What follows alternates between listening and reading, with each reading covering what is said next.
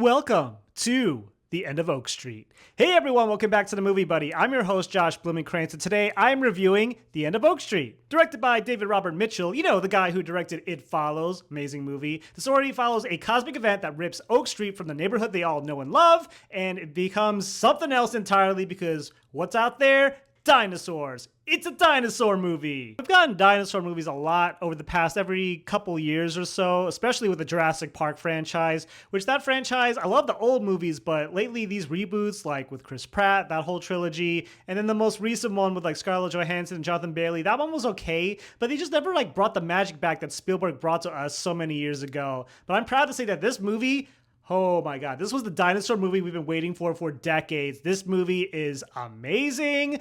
The dinosaurs are just so realistic looking. The visuals are pretty good for the most part. And it's violent, okay? They are taking no prisoners, and no one's safe. No one's safe in this movie, okay? People die.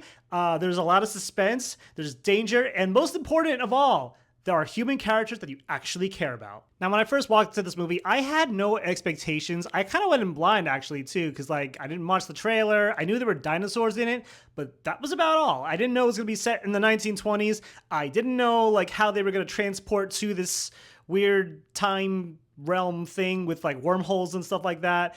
But nevertheless, I really was blown away by this movie, surprisingly enough, okay? Anne Hathaway, let's start off with her. She is a mother. She is the mother. She will do anything to protect her children, and she's having a generational run right now, right? This is her fourth movie out of her 5 movies this year. She had Mother Mary, which was mixed, you know, to most part. Not a lot of people really saw that one. But then you had Devil Wears Prada 2. You just had The Odyssey. And now you have The End of Oak Street. Just so much Anne Hathaway this year. And we still have Verity coming out later in the year by Colleen Hoover as well. So she is very good. She is very tough. She knows how to use a shotgun. She will protect her kids and her husband, whatever it takes to fight against these dinosaurs for survival. And she's like a writer, which is fine. I mean, that's a, you know, profession that was like back then, and it's a typical safe kind of occupation, but still, I mean, she is a mother who is coming out to play. And you have Ewan McGregor, and he's like the husband. Oh my God, like Ewan McGregor in this movie, he's just a nice guy who has a little bit of problems. You know, he's just struggling to make ends meet. He got laid off from his job. He's delivering pizza as a side job to make some extra money, but he's just having a strained relationship with Anne Hathaway, his wife, you know, and he is just doing the best he can. He's a very nice guy. Cares about his family. That's all you could ask for. And he's so optimistic. You know, when he's going up against the dinosaurs and everything, and his family's just losing hope, they're like, how do you know everything's going to be okay? He's like, I just know. That's so nice. You know, I love Ewan McGregor. He's great in this movie. And oh my God, this movie, he goes through it. Let me tell you. No spoilers, but you'll see what I mean. And this whole movie, let's just talk about the movie for a second, goes through a lot. It's very funny. A lot of jokes in this movie with the dinosaurs, with them eating the humans. Again, like so many people die. This is kind of like War of the Worlds, but with dinosaurs. Kind of give me that kind of vibe. It's a very sci-fi heavy movie, and I really enjoyed, you know, because David Robert Mitchell, he did It Follows, and that movie, it's not sci-fi, it's kind of like a horror, but like still there's some kind of like, I guess you could say, spiritual, supernatural kind of elements to that. And then on top of that, you have J.J. Abrams. J.J. Abrams is the producer of this movie, kind of giving that kind of mysterious Lost vibe. And on top of that, you got Michael Giacchino delivering us one of the best scores that he's given us this year, other than Spider-Man Brand New Day. The man is just on fire with the music, and he's killing it right now.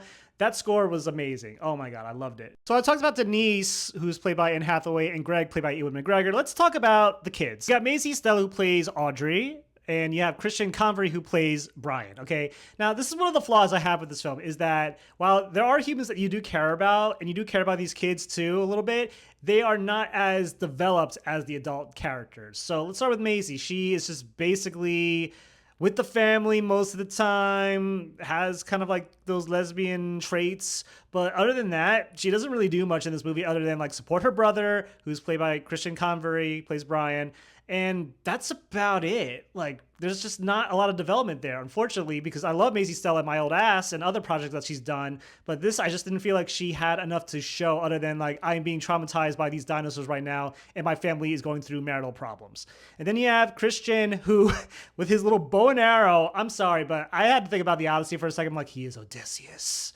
my God, the connection with him and Anne Hathaway. But no, yeah, he cares about his dog. Okay, so that and the dog, the dog is adorable. But here's the thing: they had to name him after a coffee franchise. The dog's name is Starbuck. Why would you go with that for the name of a dog? I'm sorry, that distracted me. That just maybe subliminally was advertising Starbucks to me. Like I just wanted a coffee during this damn movie. But yeah, he is just kind of a little of a wimp. And he's just doing the best he can to kind of like protect his family. And he just keeps looking for the damn dog. Like, dude, protect your family. Worry about the dog later, okay? Oh, my God. This is just one of the problems I have with this movie. And on top of that, he has this subplot with a bully, which I'm sorry, this does not need to be in the movie at all. If anything, you take it out of the movie, it actually makes the runtime go a lot faster. But this was just so distracting. It required nothing of the plot whatsoever. So I had a problem with that. And there's another character, Jordan, who is sort of the romantic interest, and what happens to her is kind of tragic in terms of like the backstory with her and her family. But again, not enough to really make me care that much because she kind of comes and goes throughout the movie.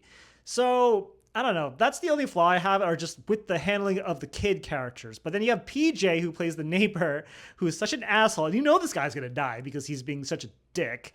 And, he just wants to, protect his place. And a really funny part of the movie is when they kind of discover a pile of, on his lawn. This just made me laugh so hard. When you see it, you'll see. It's just hysterical. I love PJ. He's such a good character actor, in Babylon and Wolf of Wall Street, so many movies. And, but still, it's a comical movie, and it's like a very period movie, as you can see, with like the use of cameras, the clocks on the wall, no cell phones.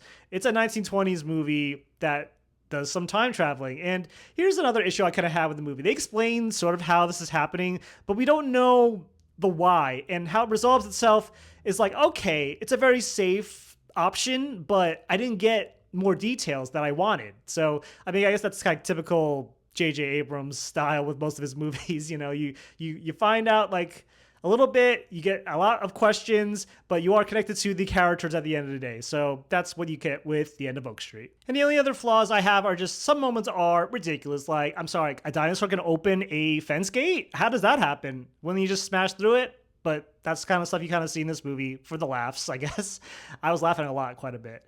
And yeah, I don't know. And there's some visuals were really good and other visuals not so much. And you kind of see when you see the movie, it's just a lot of ridiculous stuff, but that's the fun of it all. It's a good family movie. If you like family movies with like drama, suspense, and this is really cool because like a lot of humans die. No one is safe. There's a lot of suspense there. I was wondering who's going to make it out. Like they killed that character and they killed that character.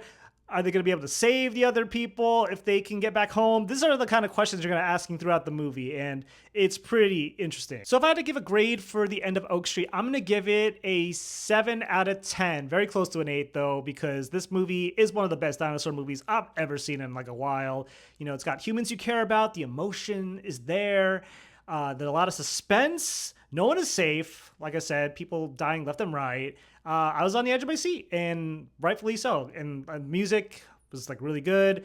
But yeah, this is a one I highly recommend. And then in terms of Oscar potential, it'll probably make the visual effects shortlist, but that's about it. I don't think it's going to get an Oscar nomination whatsoever, but that's okay because this movie is a fun one for the summer as we ride into the end of summer.